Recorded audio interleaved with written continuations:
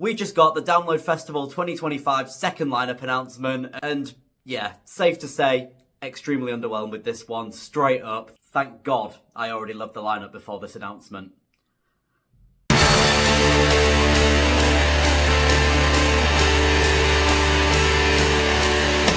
Let's just get right into this one and look at these new bands that got announced.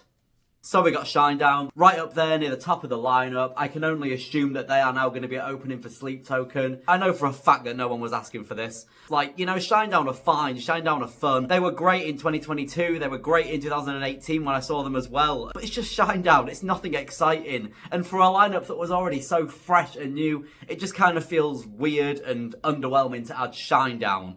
They could have gone with so many other bands up there, and we're going to get into those in a minute, but for now, let's just carry on looking at this. Rise Against, again, a band that I'm a fan of. I enjoy them, but they were just there in 2022. And so, again, this is just massively underwhelming and just a bit repetitive as well. I know that Korn were there in 22 as well, but they're a headliner, it's different. And Rise Against just aren't that much of a big hype, you know, relevant band these days.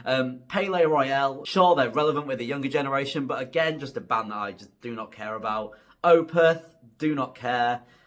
Kids in Glass Houses, fun one for the emos. Not really a band that I've ever got into though, surprisingly. And that's pretty much it for the new bands added to the top half of the bill. I did notice that Dayseeker have been put up in this higher spot now, which is awesome to see. Dayseeker are incredible, one of my favourite bands ever right now. Alright, so moving down the lineup, who else did we get on this thing? It's so underwhelming and just full of more names that I just don't care about, I don't know.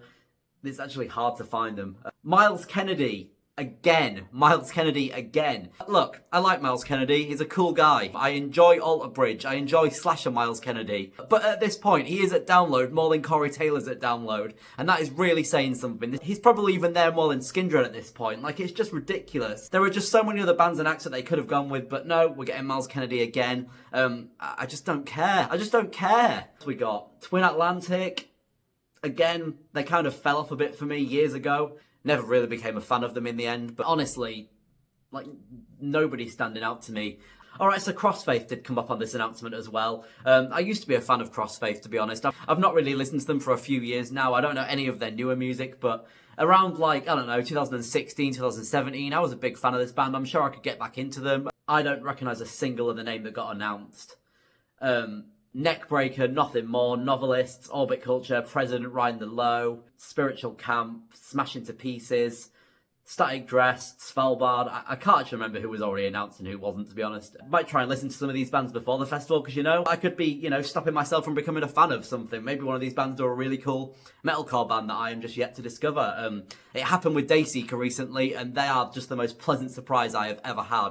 Yeah, this lineup is very, very mixed, and this second announcement was nothing like what I was expecting. I don't think anyone was expecting it to be this bad, boring. Not even necessarily bad, like, the bands are fine that have been announced. There's nothing really wrong with them. They're just not exciting. I mean, let's just talk about some of the bands that we all wanted to be announced on the second one and who we really truly thought we were going to be getting. Bad Omens, Killswitch Engage, Beartooth, Bury Tomorrow, Motionless in White, 3 Days Grace, Falling in Reverse even. Those rumours were getting bigger and bigger that Falling in Reverse were going to be announced, and I mean, we couldn't be further from that, could we? We couldn't be more further from these modern exciting bands with getting fucking Shinedown and Rise Against again. I can't help but just laugh, because I really have just been basing the last few weeks, and especially this last few days, on getting so hyped up for this thing, thinking it was going to be some incredible announcement. It was going to be just life-changing, you know? I really thought we were going to get Bad Omens. Like, what are they playing at? What makes them think this is going to get more people excited, sell tickets? Like, I'm sure there's a few people that are, you know, ecstatic that Opeth have been announced and Kids in Glass Houses again. Cool. I can't really complain that much because I already love the lineup anyway. I can't even tell you how excited I am to see Green Day, Sleep Token and Korn as the headliners, to see Bullet for My Valentine, Spiritbox, Steel Panther, Dayseeker, Lorna Shore. Really are some great bands on this lineup, and I've absolutely got at least just over 10 bands that I am strongly interested in seeing or already a massive fan of. I just expected more with this announcement, and I know that all of you did as well. So look, the way I'm looking at it is the lineup is already solid as fuck, for me anyway. Like, I love this thing. I'm not sure if that is the whole lineup now. By the looks of it, it might be. That maybe we're going to get like one more small announcement, but I don't think that's really how Download works anymore. I think it is just generally 2 announcements these days. So yeah, I mean, it looks pretty full. Maybe we'll get some sort of exciting secret set. Maybe Bad Omens are going to be doing a secret set. You know, like how we got Parkway last year? Maybe Bad Omens is going to be the secret set. That would literally be insane. Maybe that will happen, to be honest. And that's all I'm going to say on it for now, guys. Let me know what you think of it. If you're brand new here, you've never seen my channel before, then I make a bunch of Download Festival videos. I've done download vlogs, download lineup reactions. You know, if you're into any of that, if you're into Download Festival at all, please subscribe, and I promise to deliver a bunch more of that content in the coming months, up to June. I cannot wait to just live my life through those 5 insane days once again. See all my friends, see a bunch of these awesome bands, go to the Doghouse, the Village, and just have an awesome time like always. Right, and that is it for today. I'll see you real soon for some more Download content.